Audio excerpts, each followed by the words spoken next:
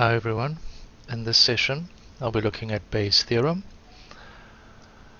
Now, in order to discuss Bayes' theorem, we need to remind ourselves of a few things. First of all, conditional probability. Remember, when we condition, we create a new sample space. Okay, new sample space. So in other words, what it means is in our probability calculation, the denominator is going to change. It's not going to be whatever it was originally. If you look at this example and recall what happened here, rolling of a fair six-sided die, originally the sample space was 6 outcomes. Conditioning on the even numbers means that the denominator changed from 6 to 3. Secondly, the multiplication rule for conditional probability was illustrated very nicely using a tree diagram. We can see here, also from a previous example, if we start with 10 males out of 20 people and we remove one male, then the number of males will become 9 and the sample size will become 19. Right, so we can see what happens when we have an event that occurs first and it has an effect on the second event, then we have to use this condition as well. And then thirdly, the definition of conditional probability. Probability of the intersection will be the product of those two. This one is called the marginal probability, and this one is called the conditional probability, which is exactly what we had here with the tree diagram. We can just rewrite this to say that the probability of the condition will be the probability of the intersection divided by the marginal. Right, so that is everything that we have done before in previous sessions. Now, Bayes' theorem is used to determine conditional probabilities when the probabilities of individual events are not explicitly given. In other words, when we're not given information directly, but we're given partial information, then we wish to determine our conditional probabilities using Bayes' theorem. Now, this equation over here is the one that represents Bayes' theorem. Now, it does seem a bit intimidating, a bit of a mess, but I'm going to discuss an example and then you will see exactly where all of these terms come from and what they are referring to. Right, let's look at the example. Now, there's two ways in which I'm going to solve this example. The first method will be using a tree diagram. The second one will be using a Venn diagram. And then lastly, I will just briefly show you how to do it without using any diagrams. However, that last method is really just a shortcut version of the first two. So it's not really a different method. Right, for our purposes, it doesn't matter which method you use, as long as you know one of the methods and you can get to the right answer. That's the most important at this stage. Right, now the problem says consider selecting a student at random from the statistics class. The class consists of 45 females, 55 males. The probability that the selected student passed, given that they are male, is 0.6. Probability that the selected student passed, given that they are female, is 0.65. Now the question is, what is the probability of the selected student being male, given the fact that they passed? So reading it all at once, first time, might seem a bit confusing. So what we should do is take it step by step, identify the bits of information that's given, and write it in a form that we can actually use in our calculations. So that's what I'm going to do first. Now, first of all, if we start at the beginning and we read along, it says the class consists of 45 females and 55 males. And seeing as we're working only with males and females, I'm going to want to abbreviate the males and the females because these seem to be two events, and we know that in order to denote events we use capital letters. So I'm going to refer to that as 45 capital F and 55 capital M, where of course these will be the females and those will be the males. Okay, but from now on, capital F, capital M. Then secondly, if we carry on reading, next sentence, it says a student passed given that they are male. Now this keyword here, given, if you go back to the previous section on conditional probability, you'll recall that when we see something like that, we know that we have two terms in our probability, or two symbols, and they are separated with a vertical line. Now again we have male, so I'm going to replace that with a capital M, and passed, I will just shorten it. Okay, so the given becomes a vertical line, the male becomes a capital M. Now next we have the same thing for females. We have passed given that they are female, so the given will be replaced by the vertical line, like an annotation for conditional probability, and the female will be replaced by capital F.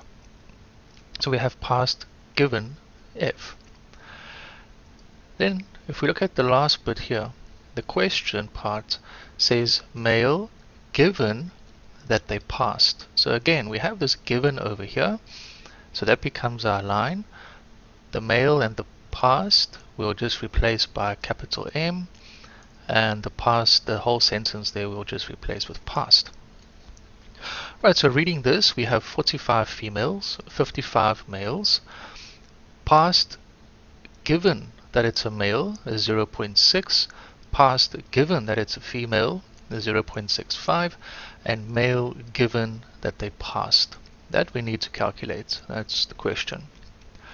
Right, so let's look at probabilities now. 45 females and 55 males. When we add those two together, then we get 100. So that means 45 out of 100 will be female, 55 out of 100 will be male. So if we convert that to probability, then the probability of selecting a female will be 0.45. By the same reasoning, the probability of male should be 0.55. Now here the conditional probabilities are actually given to us. Past the given male is 0.6, so we can just put a probability symbol there with the brackets, that's 0.6, and the same over here. We'll just put a probability there and replace the is with an equal to sign, and that's 0.65, and then the last one we'll just bring in a probability here, which is what we want to calculate. Right, so the whole thing really just collapses into this. Okay, that whole paragraph is shortened into this. Now we actually have it in proper statistical notation that we can actually use in our calculations. So if we go to our question now, then by definition of conditional probability, the probability of male given that the person passed will be the probability of male and passed, or intersection passed. We read this as and, divided by the probability of passed. Right, now for a tree diagram, remember we need to start off with unconditional events, because those events need to happen first, the unconditional ones, and then next we will have the conditional events which will be based on those ones. Okay, so if we look at the information that's given here, then selecting a female and selecting a male are unconditional events, whereas these over here, past the given male and past given female, those are conditional. So female and male have to occur first, and then the two conditional ones. So that's how we will construct our tree diagram. Probability of a male 0.55, or a female 0.45, and then we have the conditional ones coming in, where they're either passed, okay, passed, given that you have a male, or not pass, see the complement, not pass, given that you have a male. So those probabilities are 0.6, which is the one that's given, and then the complement will just be 1 minus that, so it's 0.4. Similarly for the females, we will have the one that's given, 0.65, because that's past given female, so past given that female was selected, and the complement of that, in other words, fail given female, will just be 1 minus 0.65, so that's 0.35. Right, so that's a tree diagram that we'll be using. Now if we follow this first branch, then we read it as selecting a male and the male passed. Okay, so selecting a male and passed. This intersection we always read it as and. The union we'll read as or. Okay, so male and passed. And by the multiplication rule, we know that we can rewrite this. Okay, but before we rewrite it, I just want to bring one thing to your attention. Male intersection passed is exactly what we have over there in the numerator. So whatever answer we get here is the value that we need in our numerator. So if we have a look at the calculation by the multiplication rule, it simply says to get the probability for this first branch, multiply everything on that branch. So what do we multiply? Probability of a male and the probability of passed given male. So that means 0.55 times 0.6. Then that gives us 0.33. So obviously 0.33 will be that probability over there, which is our numerator value. Right, so we're already halfway there to solving our problem. Now we can do the same for the others. Right, all the steps will be exactly the same. However, we don't need all of this information. What do we need? Well, we're only looking at people who passed.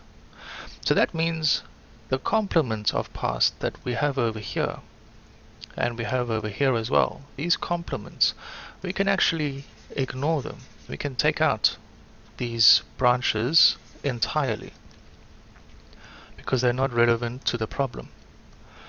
So what we will end up with will only be these two probabilities, of which this one will be the numerator.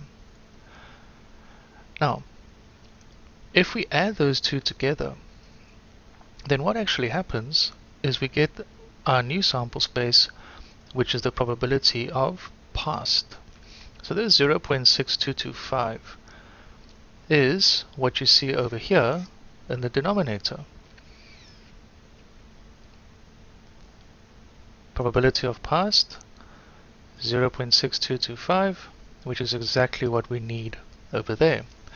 So in other words, to solve this, we'll simply take 0.33 divided by 0.6225,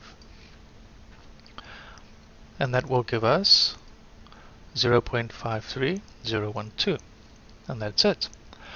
Now, if we add in a few extra steps, this intersection over here, which is this intersection, we saw that it's calculated in this way, so I've put that in there. And this probability of passed is calculated in this way. Okay, probability of passed was calculated by adding these two together. Okay, those two values. How did we calculate those two? We took that product, and then we added them to get that. So there we have those two products, and we're adding them together to get the denominator. Now if we have a look at our Bayes' theorem, then you will see exactly that. In the denominator, we have the sum of these products for all possible values from I going to 1, from 1 to n. So that means all possible values that we're summing over. Here we're summing over all possible values, or all possible categories in this case, and that will be male and female, the only two categories we have. So we're summing over all of them, and the one that we're interested in will be in the numerator. See, we added these two together to get the denominator, but we're interested in the male part, so we'll put that in the numerator, and that's exactly what we did over there. Right, so just taking it step by step and using our conditional probability definition, we actually derived at this result for Bayes' theorem. Right, the most difficult part usually with these problems is identifying the probabilities. So I implore you, please, you have to practice this, because this will definitely be in the tests and in the exam. Guaranteed, it's going to be there. So you have to practice these word problems. Initially they might be a bit confusing, but with practice they'll become easy. Right, now the second way that I spoke about is by using a Venn diagram. So we have exactly the same problem that I'm going to address, but I'm just going to use a different diagram now, the Venn diagram. So on this Venn diagram, I have 100 people. I have 45 females and 55 males. So I can split the sample space according to males and females. So they all have 55, they all have 45. And then I can add an event on here, which will be the event of passing. Now you'll see this event intersects with male and intersects with female, because this over here says we have males who passed and females who passed. The probability is not 0. Okay, so there's definitely people in both groups that passed. Now if you have a look at this, then this part on the left, the male intersection passed, and the part on the right, the female intersection passed, are two parts to this event of passing. Okay, so this event of passing can be written in terms of these two intersections. Okay, the blue part, which is the intersection between past and males, and the pink part, which is the intersection between past and females. So just to emphasize that, passing given female means that we're looking at this over here. Okay, so given female, that's the new sample space. So then the probability of passing will be this. So that 0.65 means that that area inside the semicircle is 65% of all females. Same for the males. If we consider given males, that means this is my new sample space, then the probability of passing, in other words, this semicircle area over here, that will be 60% of all males. Combining those two proportions gives us all people who passed. Right, so let's see. By definition, this is equal to the product of the conditional probability and the marginal. We have those two values, the 0.6 and the 0.55, so we can plug that into the numerator. And in the denominator, as I said, we have the intersection part. Okay, probability of passing will be this intersection, male and past, and female and past. And here they are, male and past, female and past. Each of these intersections can be written in the same way as the numerator, where we have a conditional times the marginal by the definition of conditional probability. And now we just substitute, because we have all of the values in this calculation. We have the conditional for the male, we have the conditional for the female, and we have the two marginals for female and male. So now it's just substitution, and we also get 0.53012.